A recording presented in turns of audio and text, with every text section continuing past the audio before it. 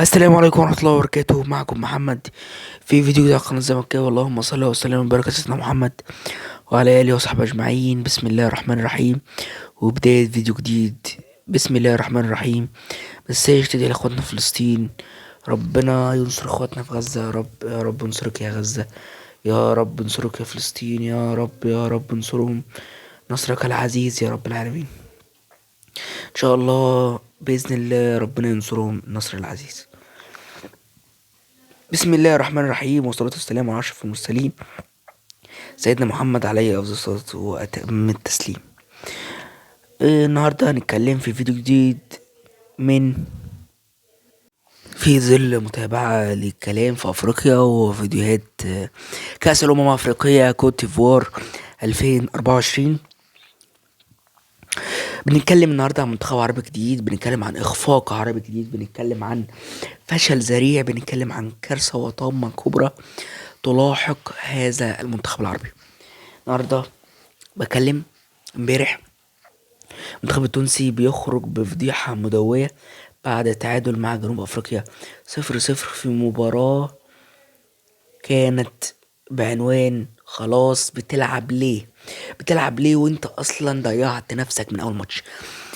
صلوا على النبي ويلا بينا نخش في الفيديو. اللهم صل وسلم وبارك على سيدنا محمد وعلى اله وصحبه اجمعين. بسم الله الرحمن الرحيم ويلا بينا. انا اقسم النهارده الفيديو 3 اركان. الركن الاول اللعيبه، لان دايما بيبقى عليهم اعلى قدر. الركن التاني هو الجهاز الفني والاداره الفنيه. الركن التالت وهي الجامعه التونسيه او اتحاد الكره التونسي ودوره في الفتره القادمه. الجزء الرابع وهو ما يجب فعله للاصلاح. يبدا بالجزء الاولاني اللعيبه. يعني انا عايز اجل الجزء ده للجزء الاداره هبدا بجلال القدر. جلال القدر الراجل ده هيشيل الليله. ليه؟ الراجل ده معلش امكانياته على قده. الراجل ده ما يمسكش منتخب، عشان نبقى على النور على النور. الراجل ده ما يمسكش منتخب. عايز تجيب حد فعلا يعلم اللعيبه دي، جيب في ناس كتير وعناصر كتير، ناس قلبهم على المنتخب. جيب يا عم اسمه ده الشعباني. جيب الشعباني مدرب الترجي، درب المصري، درب سيراميكا كليوباترا. الراجل ده عنده خبره. جيب هيرفي رينار. جيب هيرفي رينار يدرب منتخب تونس. فيها ايه؟ اصرف شويه، جيب مدرب محترم. فاهم قصدي؟ جيب انت ليه دايما الاعتماد بيبقى على الكوادر العجوزه، الكوادر المهلوكه، الكوادر اللي مش قادرين يشتغلوا ولا يطوروا؟ احنا بنتكلم بكل صراحه. قايمه عقيمه جدا. استبعدت لعيبه. حمزه المصري كان المفروض يتاخد المنتخب. انا بتكلم بكل بصراحه. حمزه المصري يتاخد المنتخب. سيف الدين الجزيري فعلا مهاجم محترم، هو اللي يتاخد. كان عامله البديل الاخير لما اتصاب عنده المهاجم، راح واخده. فاهم قصدي؟ فده اول نقطتين. النقطه التالتة، ازاي لاعب عندك زي حنا بعل ما تاخدوش تسيبه يمشي بهواه؟ لا، انا اتحاد كوره وبلزمك ان انت تيجي. فاهم قصدي؟ حنا بعل ما يخش منتخب تاني طالما كده. الراجل طالما بيتشرط علينا خلاص ما يخش منتخب تاني. انا بتكلم بكل صراحه. ده جزء من الاداره الفنيه. دي اختيارات عقيمه. العالي معلول ازاي دخل المنتخب يا جماعه؟ انا بتكلم بكل صراحه. هل هو الاحق في المركز زي الفتره دي؟ انا بتكلم بكل صراحه. ده اول نقطه معانا كاداره فنيه. اداره فنيه الراجل لازم تغير، لازم تجيب فكر جديد، لازم تغير الفكر بتاعك. تاني فكره معايا اللعيبه. ازاي ما يبقاش في حميه على المنتخب ده؟ انا بلعب باسم منتخب وطني. ده انا بحارب وبقاتل عشان خاطر منتخب وطني. فاهم قصدي؟ منتخب الوطن ده على حاجه. ازاي ما حاربش عشان خاطره؟ ده الرقم التاني. لازم يبقى فيه حرص على انت بتأدي واجب وطني، انت بتلعب باسم منتخب بلدك. لازم تحارب. ده امبارح اول ماتش باداء هزيل، ولا وصلت ولا شكل ولا منظر. بتخسر قدام ناميبيا اللي هي الف ب كرة ما فيش يعني مين ناميبيا دي؟ انا اول مره اسمع عنها. بتكلم بكل صراحه. خساره وفضيحه مدويه. تاني ماتش قدام مالي كده عندي شويه. ومالي على فكره مش الفرقه. بكلم بكل صراحه. مالي ما هيش السنغال. يعني انت بتتكلم فرق، يعني متصدر مجموعه وهو بكام؟ ب4 ب5 نقط. فين يا جماعه؟ هو ما عملش الماتش الاولاني قدام جنوب افريقيا، وجنوب افريقيا ما كانش مركز. يعني انت بتتكلم جنوب افريقيا لو كان مركز كان هو اللي تصدر المجموعه. فاهم قصدي؟ مالي مش فرقه، وجنوب افريقيا مش فرقه. ده كلام بكل صراحه. وناميبيا مش فرقه، ومش فرقه مش فرقه يعني.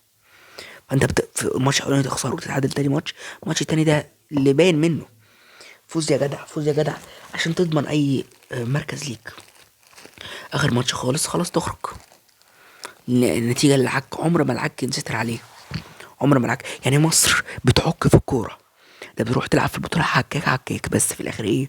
لعيبة عندها كام لعيب في عنده حمية، دي مش موجودة.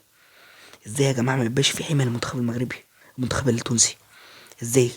اتعلم يا اخي من تونس، اتعلم من مصر، اتعلم من موريتانيا، الرجال اللي من موريتانيا دول كلهم يا جماعة اتعلموا منهم. ازاي ما يبقاش في حمية عند المنتخب؟ ازاي المنتخب يروح زي ما جه؟ ازاي اللعيبة دي اصلا لازم في لعيبة نقول لها مع السلامة النهاردة؟ في لعيبة خلاص كده كفاية عليها كده، مش مستعنية ان هي تيجي خلاص تكل على الله.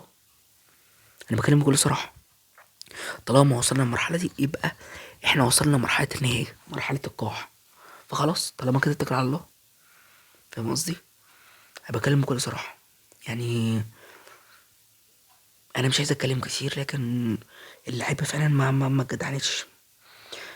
جايين مغصوبين مش عايزين يلعبوا بيأدوا وطنهم، كل واحد هيروح بقى لفرقته بعد الماتش. انا بتكلم بكل صراحة. يعني الجامعة التونسية، اتحاد الكرة التونسي فين يا جماعة؟ فين يا جماعة التخطيط؟ ازاي دولة بحجم تونس، العراقة، تونس التوب الليفل ايه في افريقيا، من اقوى فرق افريقيا ان يكون الاقوى، ازاي في افريقيا بيكون بالشكل ده؟ ازاي الفرقة من 2004 مش عارفة توصل للنهائي ولا تكسب البطولة؟ 20 سنة مش عارفة توصل للنهائي ولا تكسب البطولة؟ دي فضيحة، فضيحة كروية طبعا. 20 سنة مفيش، رحت النهائي. فين يا جماعة؟ أقصى إنجاز إنك تروح دور الأربعة وتخسر من السنغال البطولة اللي كانت في مصر. كنت متجدع عشان كان عندك لعيب زي فرجاني سيسي، على المساكني، على الخزري. فين يا جماعة؟ لا، ده مش شكل ولا لون ولا طعم ولا ريحة ولا منظر. لازم يبقى فيه رغبة عند اللعيبة دي، لازم يبقى فيه رغبة في التجديد، لازم شوية بقى عناصر يتكلوا على الله. لازم نغير من الفكرة نفسه، الفكرة نفسه لازم يتغير. المنظومة كلها إلى الهاوية، المنظومة كلها لازم تتغير، لازم لا مؤاخذة يعني في الكلمة تنضف، لازم المنظومة تتغير. بكلم بكل صراحة. ازاي دولة بحجم تونس ما يبقاش عندها كادر فني قوي؟ ده سؤال بسأله، يا رب يا رب يعني يصلح للكرة التونسية. حتى على مستوى الأندية الترجي التونسي في انهيار. فين يا جماعة النجم الساحلي اللي جاي له عقد رعاية من طيران الإمارات؟ فين يا جماعة؟ دي كلها أسئلة يا جماعة، دي كلها أسئلة. يعني دي كلها أسئلة لازم نجاوب عليها. فمش عايز أتكلم كتير، لكن فعلا لازم التغيير، لأن التغيير ده اللي هيشيل كل الحاجات السلبية. لازم يكون في رغبة للتجديد، رغبة تدفعك إن أنت تغير من نفسك. يعني منتخب تونس من أقوى المنتخبات، ازاي يبقى بالشكل ده؟ أنا بتكلم بكل صراحة، ازاي يبقى بالشكل ده؟ وفي الأول وفي الآخر دي وجهة نظر يعني، يا رب تكون متقبلينها وأنا بتقبل كل وجهات النظر يعني. وشكرا جدا ليكم على المشاهدة ويا رب انصرنا يا رب، وانصر العرب أجمعين، وانصر اخواتنا في فلسطين، ربنا يوفقهم إن شاء الله. اللهم صل وسلم وبارك على سيدنا محمد وعلى آله وصحبه أجمعين. شكرا على المشاهدة والمتابعة، وبإذن الله خير، خير خير خير، وبإذن الله في فيديو هنتكلم فيه عن المغرب برضو، وربنا يسهل في اللي جاي. وكلنا اخوات وكلنا عرب وكلنا بنساعد بعض. موريتانيا ومصر والمغرب يشرفونا في اللي جاي وربنا يسهل ان شاء الله. السلام عليكم ورحمة الله وبركاته.